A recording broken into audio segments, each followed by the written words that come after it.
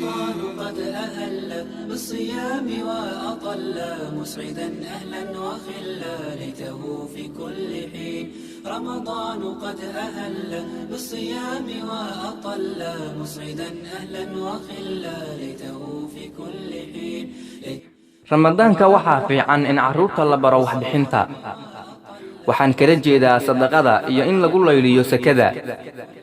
waxaan xasuustaa aabbe oo guriga jooga oo lacag noo qaybiya. markaas waxaan dhihi jirnay, aabbe waa maxay? waxa uu dhihi jiray, waa sako.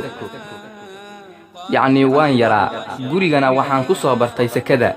midda xigta ramadaanku waa bisha sakada, sadaqada, deeqsinimada, waxbixinta iyo jacaylka fuqarada. waxaana fiican in carruurteenna ay arkaan innagoo wax bixinayna bishan ramadaan. رمضان قد أهل بالصيام وأطل مسعدا أهلا وخلا ليته في كل حين